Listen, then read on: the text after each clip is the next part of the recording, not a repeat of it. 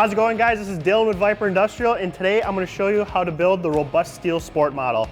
As you open the box, you'll see all the parts you get with this chair. We got a seat post, backrest bracket, wheels, tool tray, backrest spine, rubber, instructions, hardware, legs, backrest, seat, all this cool stuff. We're going to put it all together and make one cool chair.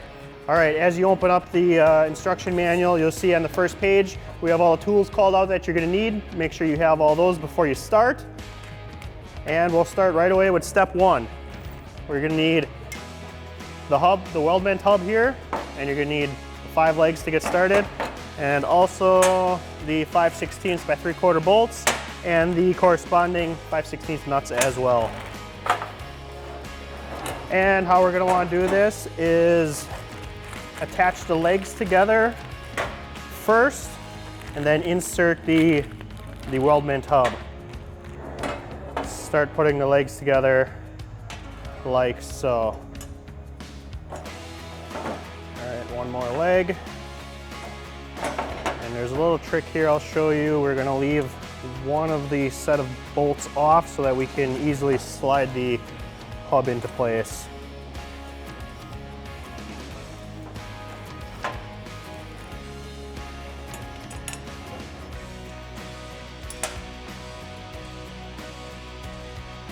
So you see I have all 5 legs attached. However, I left one side open here so that we can, in step 2 here, put this hub into place. So with this open, you can easily slide the pentagon hub or pentagon weldment into place. And you'll notice that the tabs should mate with the corresponding holes on the legs, like so. And then you can go ahead and install these bolts here.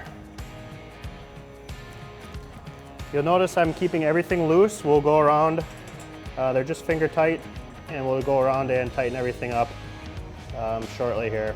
So next we're gonna move on to step 3. And we're gonna flip this upside down and attach the tool tray and the wheels as well. All right, tool tray, make sure you flip it upside down, like so. Now I'd like to point out with the casters, you'll notice that there are three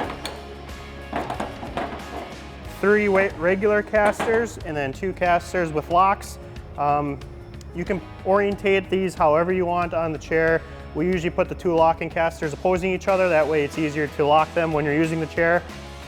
Personal preference, you guys can set up however you want. You're gonna want the 1/2"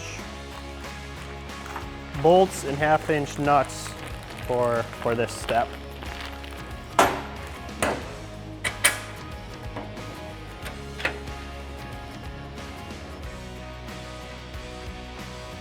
All right, now that the caster bolts are all finger tight, we can flip this guy back over on its wheels.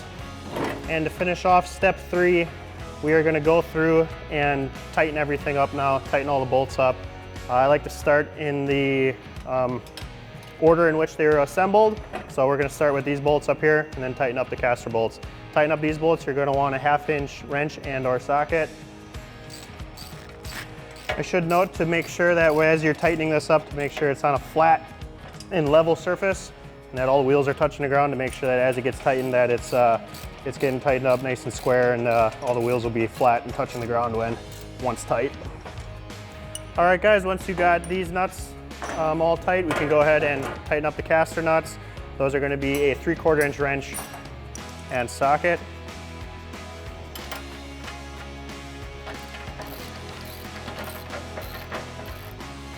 All right, guys, now that the casters are nice and tight, you can see it rolls beautifully, we're gonna put this off to the side and we're gonna move on to the next step. Next is step 4, and we are gonna attach the backrest, the seat to the seat, and the seat post, and the backrest bracket. So we're gonna need seat post, backrest plate, backrest spine here. You're gonna need the remainder 2 5/16 nuts, 2 5/16 bolts, and the 1/4 20 by 1 bolts as well. We're gonna start with the seat post. So how you orientate the holes on the seat post with your seat is important. It'll determine on the orientation of the seat and the backrest on the chair. Personally, I like the holes to go perpendicular to the backrest. That way, when you pull the pin to adjust the height, it's on the sides, not in between your legs. And we're gonna put these in, just start them by hand. We're gonna put them in finger tight. We highly recommend to not use power tools during this process.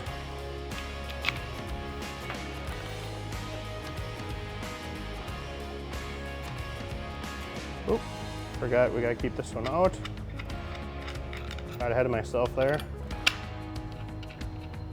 Notice I took that bolt out. We want to keep that hole open. That hole is for the backrest spine. So as you can see, there's tabs. We gotta line up the tabs and the holes for the spine here. Pop right in, and we can put this bolt back in here.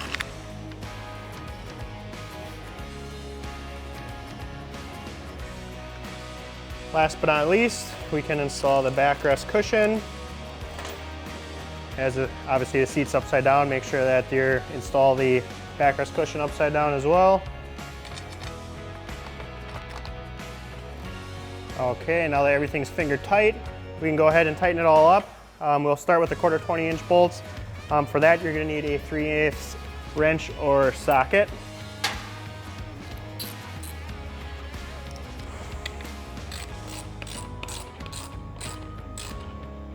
Go ahead and tighten the backrest cushion, and you can pull it up and we can tighten up these 5/16 bolts as well with the 1/2-inch wrench and socket.